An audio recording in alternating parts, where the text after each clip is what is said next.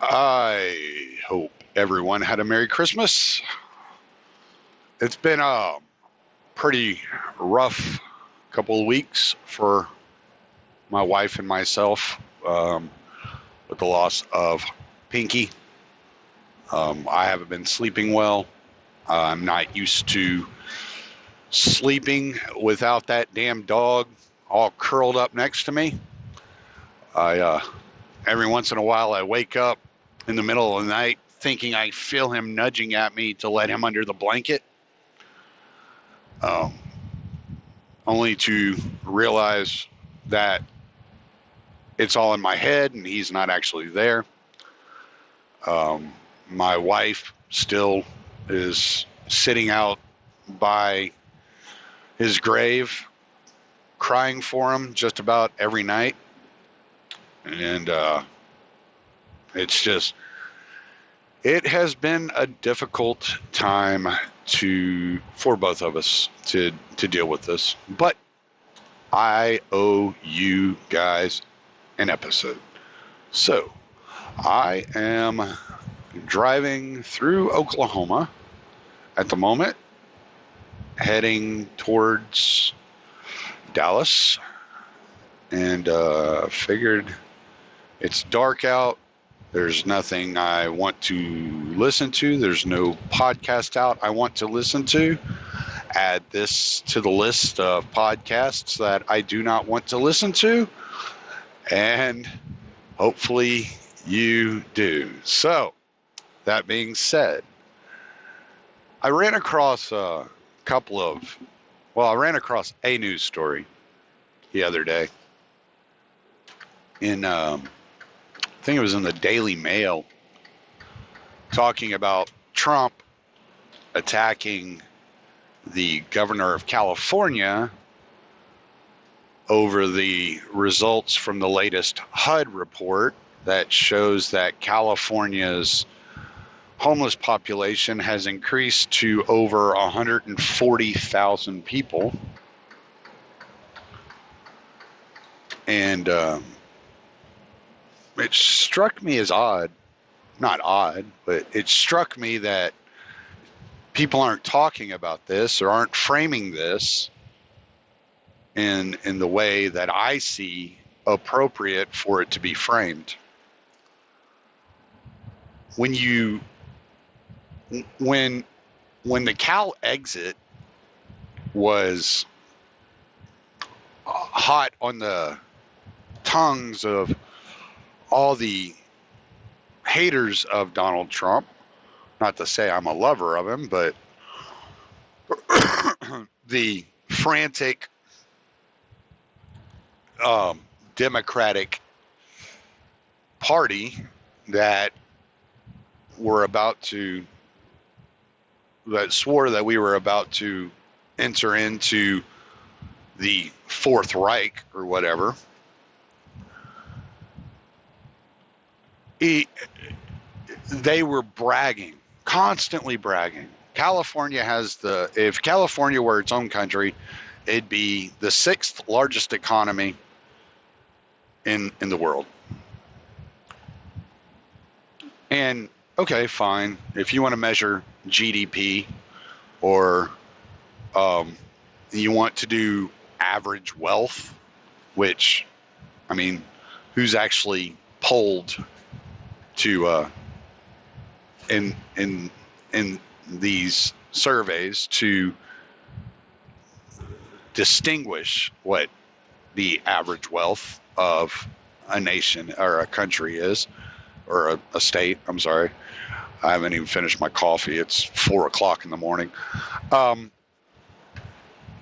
Yeah, sure, GDP, yeah, but judging the quality of life for the average person in a country or a state based upon that, those coordinates, gross domestic product, is like judging the quality of life of a churchgoer based upon how much money that church raises every week. It doesn't mean anything. Well, the economy's strong and our nation looks good. Okay, yeah, but what about me? Like, what does that do for me? Because you're continuously regulating small businesses out of business, which I will talk about in a second, in order to prop up large corporations that happen to lobby and bribe the politicians and buy elections. Like, this is just the way it goes, right? This is corporatism. And when I saw the statistics, and that among the lowest homeless rate in the United States was Mississippi, with a total of 1,352 people, but they're doing it per capita. They're judging it based upon per 10,000 people of the state. So Mississippi is in much better shape as a whole because each individual is in much better shape. Yet the sixth largest economy in the world has a homeless population of over 140,000 people. So what's the deal? Mississippi is the poorest state in the United States, with a median household income of $42,000 a year. How is this even possible? How is it even possible that the poorest state in the United States has one of, if not the lowest homeless populations per capita, yet one of the richest states in the United States has the highest homeless population per capita?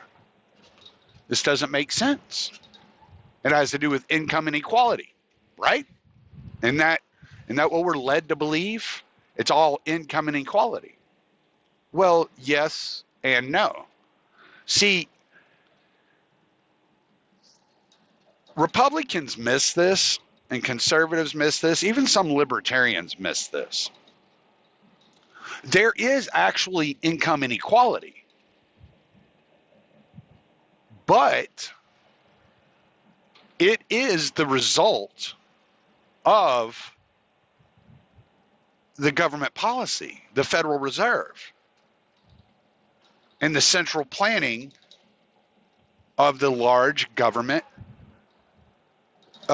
states, and federalization and increased federal powers involving itself in the economy. It is not the result of a laissez-faire capitalist market system. It is the result of a highly centralized system. And so the progressives and the socialists will tell you, well, this is evidence that we need to spread the wealth around. And I'm telling them, sure, let's spread the wealth around, but let's do it in a way that actually works, right? You can look, the part of the reason that the United States was built as a federalist system was so that you had multiple places to like almost like petri dishes to experiment, and where things would work, they could be adopted by other states, and where they didn't work, they could be abandoned and thrown away. But as the federal government has grown and its power has reached into all these different aspects of our lives, you don't have as much opportunity to experiment because the federal government will strong arm you or your state or your community into it abiding by these rules and regulations and laws that they've put into place. And so what it does is it gets rid of the competition among the states in a large manner. And therefore you don't see what is working and what is not working. And should it be working for the state? Should the state be enriched? Should the GDP be the ultimate goal? Or should it be working for every individual? And in Mississippi, the most impoverished state in the United States, it seems to be that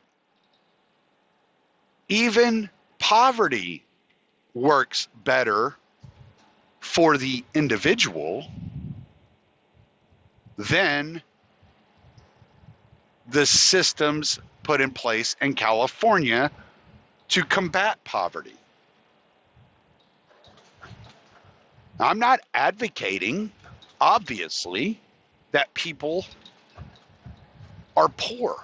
That is not the ultimate goal here. What the ultimate goal here is saying, wait, you want to talk about redistribution, but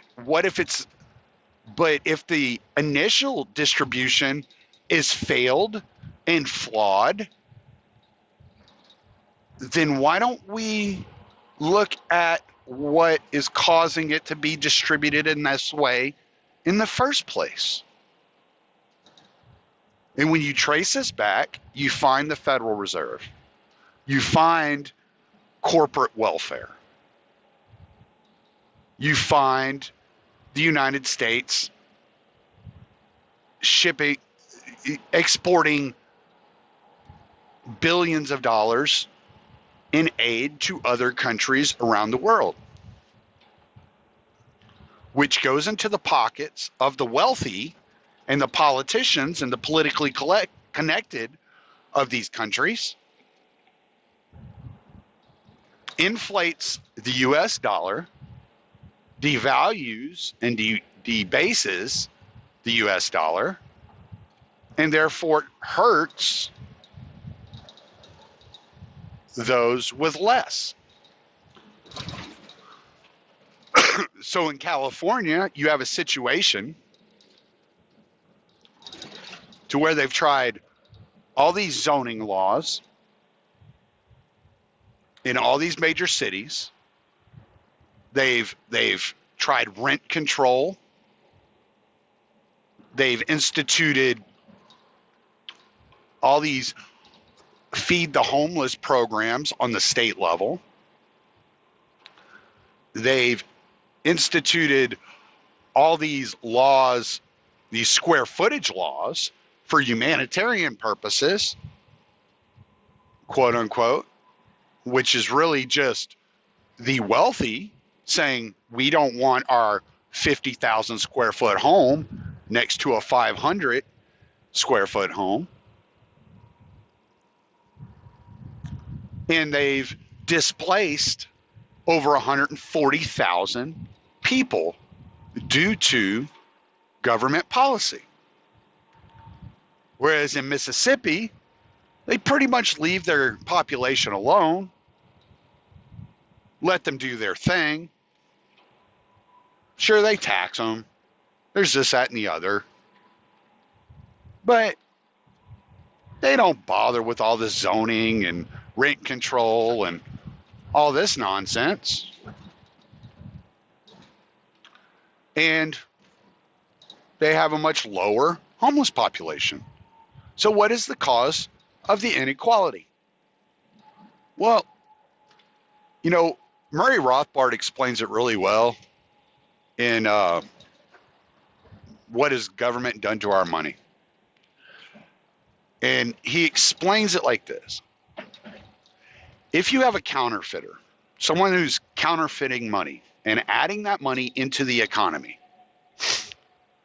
when that money is initially printed, it has the exact same value as the money that's already out there in the market. And as that money, and so when that money is initially introduced, therefore the first person to hold those funds, they are spending that money at 100% of its value upon its printing. But as that money works its way through the market and the market begins to adjust to the inflation of the currency, the supply increases, the demand decreases, and therefore the value of that money is deflated. So by the time that money works its way through the market and ends up into the hands of a store clerk in the form of a paycheck, that money is worth less than it initially was. And therefore, it's basically a tax upon that store clerk, which is why counterfeiting is illegal. Yet the federal government, through quantitative easing programs, prints as much money as they would like, devalues the currency by inflating the supply, and the first people to touch the money, the politicians, the political class, the business class, the bankers, are spending that money at 100% of its value. But by the time it gets down to Joe Blow, the average working man, it's lost some of its value.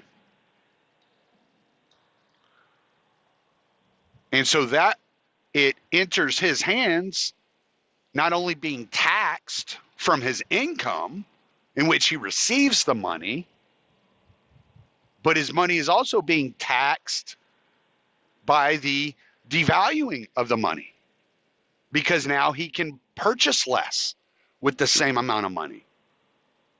We see this when we look at the gold standard. And I know everybody uses this example, but it's such an easy example. In 1920, you could take an ounce of gold worth $20 an ounce, have a custom suit made, and buy a nice pair of shoes with that ounce of gold. In 2019, you can take an ounce of gold valued at $1,350 an ounce, or whatever it is today, $1,500 an ounce, whatever it is today, and you can purchase a custom tailored suit and a nice pair of shoes with it. It's worth the same amount as far as product goes. And that's not even the case in every product. If you look at, let's just say, an iPhone, you look at the iPhone, I don't know, I guess the iPhone 10 was the last one. Maybe they're up to 11 or 50 or whatever. But when it first came out, I remember seeing stories that it was like $1,600 or something like that in some places, because there was such a demand for it. But as it's become, the supplies increased of the iPhone, it's not only become more prominent and easier to find, but it's also become less expensive. It's down now, it's probably down to $800-900 now. I don't know. I don't use an iPhone. I use an Android, and my phone is, I'm using the S6. So I have too many fucking books and shit downloaded on my phone to switch over to another phone. So that's how much I care about all that. My phone seems to work, and that's all I really give a shit about. But so as that supply is increased, then you know the value, the demand decreases, and that only makes sense. Why would you pay $1,600 for an iPhone that you can go shop around the marketplace for and find several thousand of them for sale and get, and shop the best deal whenever there's so many options? You would only spend that money if there were very few options and you just had to have it. You really wanted to have it. Not to get into the psychology of the type of person that buys Apple products, which I understand to an extent. I get at least the psychology behind it. But so you get this, when the initial printing of the money in the hands of the bankers, of the politicians, of the business class is valued at 100%. It works its way down to the working class, and it has lost 2% of its value by the time it gets down there. Then yes, you are going to have an income inequality problem. That's what that is. That is what's causing it.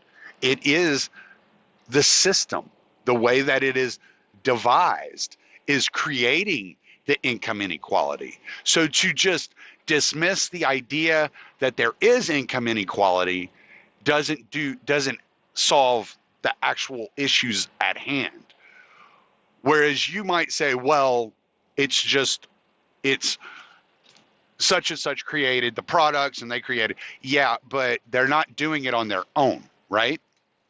The railroads did not lay all that track on their own. They did not procure the land on their own. This was all a device of the federal government strong-arming individual homesteaders and landowners and farmers into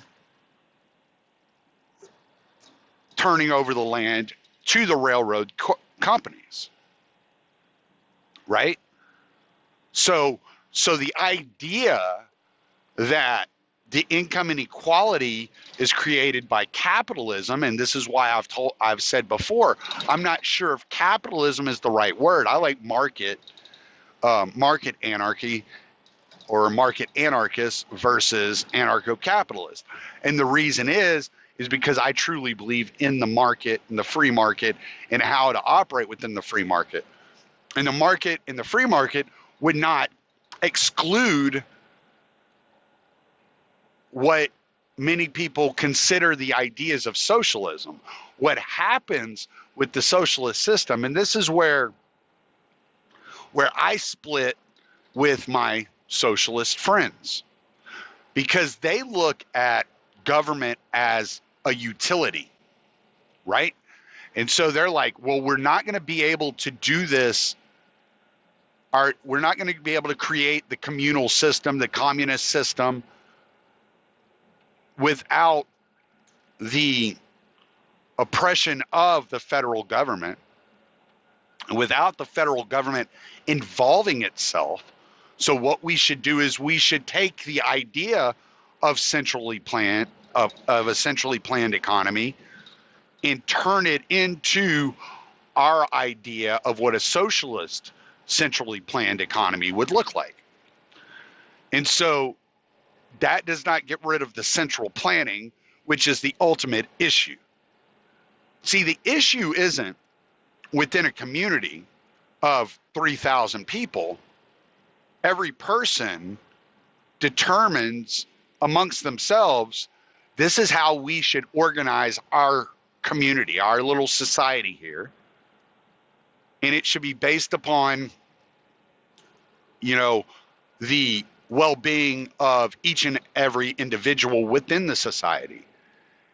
And this idea worked well when you had really large, tight-knit, close families that were all interested in the well-being of each other, knew each other, had relationships with each other, right? But to implement this on a scale of 330 million people, into which I don't know anybody, period, that lives in, let's say, Oregon. I don't know anybody that lives in Oregon personally. I know of people that live there, but I don't know anybody personally that lives up there. And so, therefore, I have no incentive to assist these people and to want to assist these people, right? If I want to blindly assist the impoverished or blindly assist those that fall upon hard times, I can find a local charity to go and donate food to or give money to or whatever. So when you're implementing a system trying to create the society of 330 million people to act as a cohesive unit, you are having to centrally plan it. And then each and every community within this society has different desires, different wants, different needs.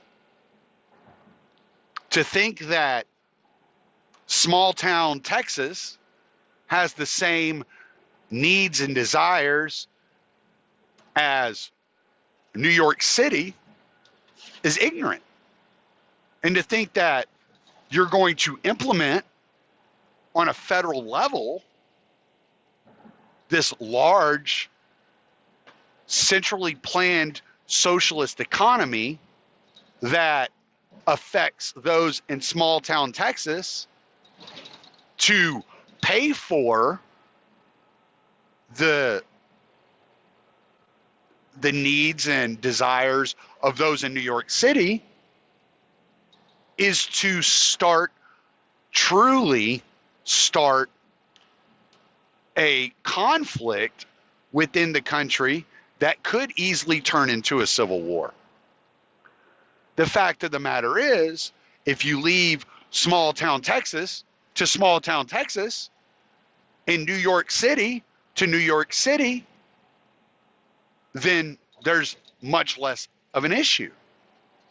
And we can watch how small town Texas has a low homeless population per capita, more of a community feel, less police activity. Whereas in a large city like New York City, you have more police activity, you have more police violence, you have much less respect for human life. You have a much higher homeless population. Well, why is it? Well, obviously, New York City is more centrally planned than small town Texas, right? And so that, on top of the amount of people within the society compared to the amount of income there is, causes an issue. And it's an issue that was intended to expand the role of government in people's lives. You know, it was Jefferson that said the tendency of liberty is to shrink and the tendency of government is to grow. And it's because as government grows, liberty shrinks. You have less freedom in a large government than you do under a small government. You might have more comforts at your disposal, but you have less freedom. And see, I hear Nick Gillespie talk about this all the time. Well, are you less free today with the internet and this, that, and the other than you were, blah, blah, blah, blah, blah? Well, yeah, you are. You are less free. Because just because I have more comfort, I have more things to distract me from my everyday life, doesn't make me more free. Might make me less aware, but it doesn't make me more free. So the idea that comfort and resources is what creates freedom is ridiculous. The lack of intervention in my life is what creates freedom. And what I choose to do with that is up to me. But the progressives would say, yeah, we do have the biggest government in the world, but we just need a little bit more government to fix this. Well, but you're solving a problem created by a government solution with another government solution that's going to create a new problem. And how many times do you want to give government more power to watch them fail implementing your ideal system? Why not combat federal power with state and local power and shun the federal society from your state and local environments? And this is where me as a voluntarist, as an anarchist, have a disagreement with the anarcho-syndicalist or the anarcho-communists, because they're like, well, they're talking about doing a large SNP program, let's just say for like healthcare, for instance. And I'm like, look, I don't have a problem with you wanting, like, your intent to ensure that people have health care, right? What I have a problem with is trying to force me into a system that has not worked to date. It just doesn't work.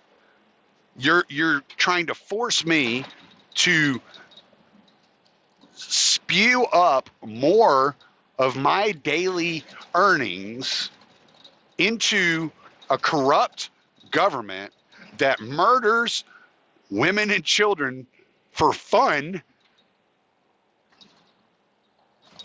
and expect them to respect healthcare. Look what they've done to Social Security. Look what they've done to the DMV. Jesus Christ. You want to talk about a place? I do not want that type of person fucking running my fucking healthcare system. You know, like, look at the TSA. What government program works so well that you believe these are the people that should be in charge of healthcare? Why not do it on the blockchain? Why not find a bunch of people to work together? They don't have to live in the same area or the same community. Just have to have the same interests. Come together and create a blockchain style of insurance that they can then register less fortunate people up into this system. I would probably donate into something like that voluntarily, not coerced. I would choose to do that but I would have to see that it would work. that it would help. But they don't, but they want everyone to be forced into it. So they've turned their anarcho system into a statist system. They're seeing the utility of the state, and they are being, seduced by the opportunity to force their system onto the public with good intentions in many instances. Not all of them are tankies, but you have to step back and say, wait, what has the mass government intervention into lives done to people? What has the mass government intervention into the economy actually accomplished? And when you start looking at, well, California has the 6th highest GDP in the world if it were its own country, yet Mississippi is the most impoverished state in the United States, yet one of them has a soaring homeless population, while the other one has this sense of community. It's almost as if you keep the government out of people's lives, they will not only find solutions to the problems of their communities, but they'll actually form communities voluntarily and help each other.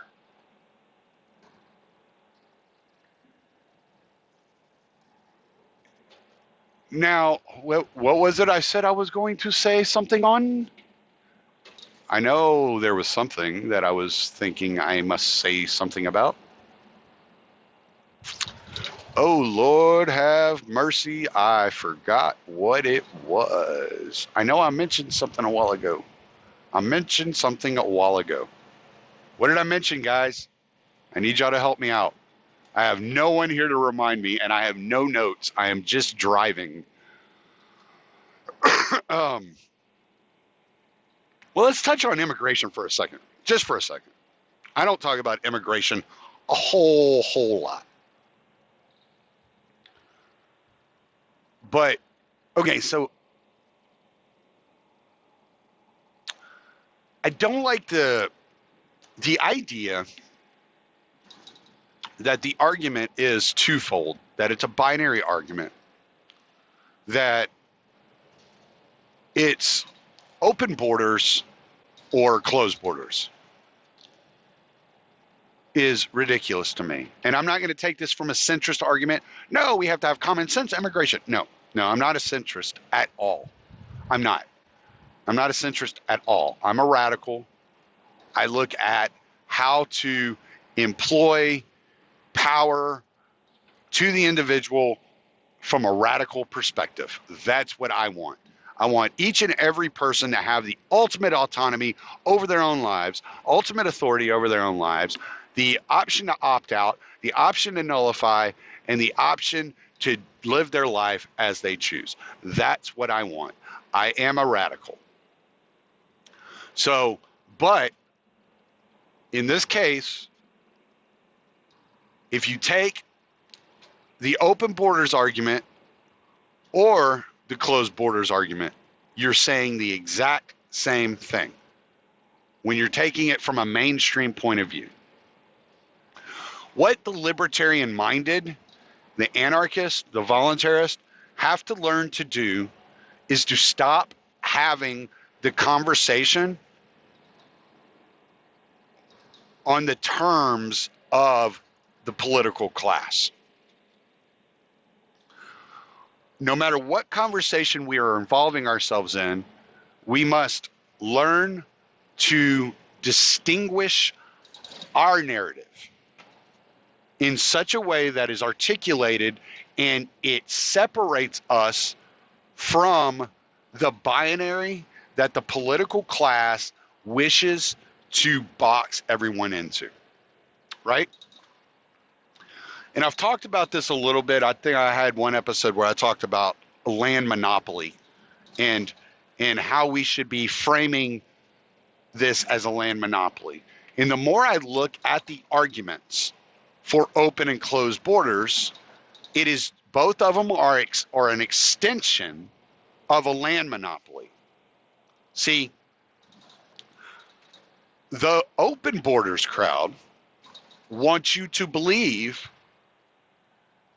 that they should have the control over the border and to open it to whomever wants to enter onto the properties within the United States.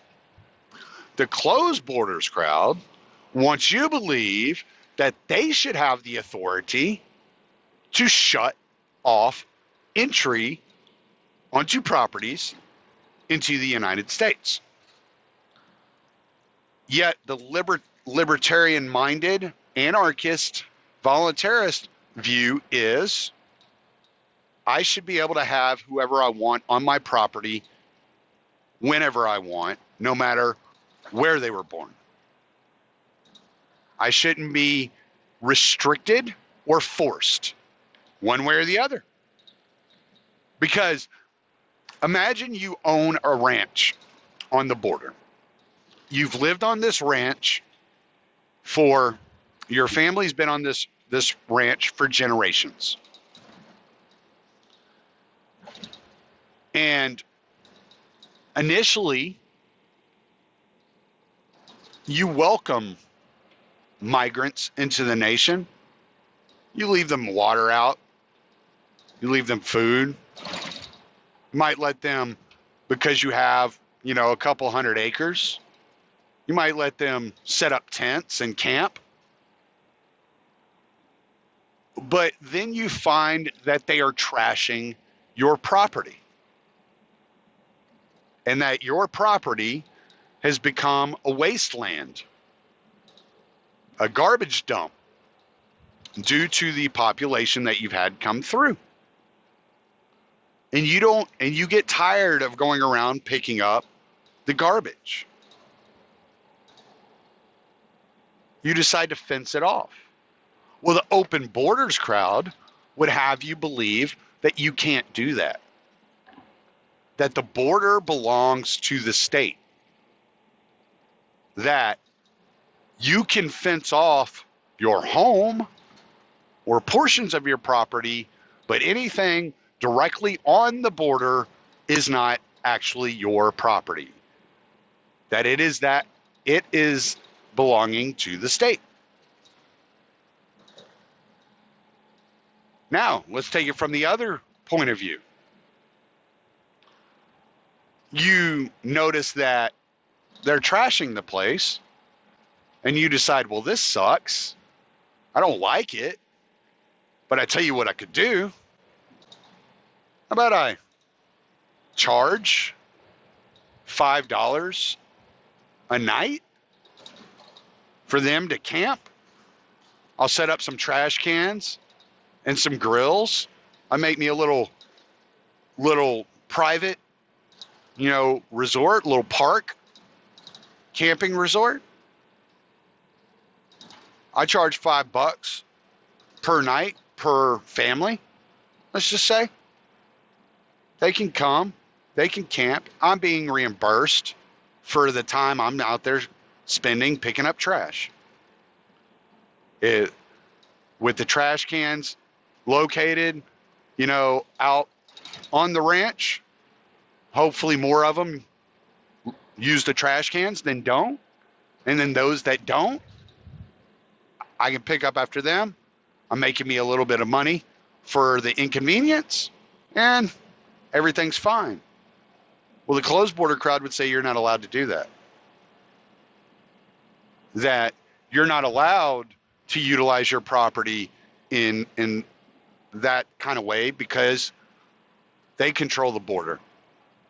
And it's not your property control, it's the United States government's. Again, not a libertarian argument.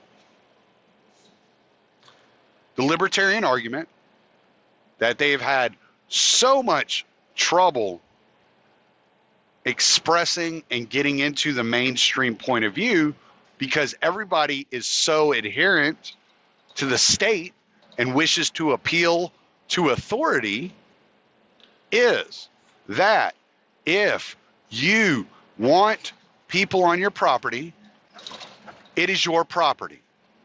And if you do not want people on your property, it is your property. That's it. The state has nothing to do with it. They have no say in the matter. It is not up to them. They do not come in, enter the equation. Somebody that lives in Philadelphia does not enter the equation. It is not up to them who I have on my property at my house. If you live in Alaska, it is not up to you who I have on my property or at my house. This is as simple as I can lay it out. The libertarian argument is it's none of your business. Pay attention to your property. I'll deal with my property. If I don't want people on my property, I'll close my borders. If you don't want people on your property, you close your borders.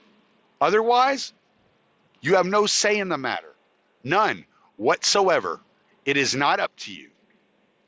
This is not, my property is not up for debate. My property is not up for vote. As it is, I pay the land taxes, I pay the mortgage. It is not your call. It is my call who I have on my property, where they're from, and whether or not I care if they speak the language. It is not up to you. I can't remember what it was I had said I was going to talk about earlier. I'm sure my sound got jacked up by now, but I will listen back and we will do another episode shortly, and I will make sure to mention what I was trying to think of to mention. So, until then, Happy New Year. I'm Tommy Salmons. Late.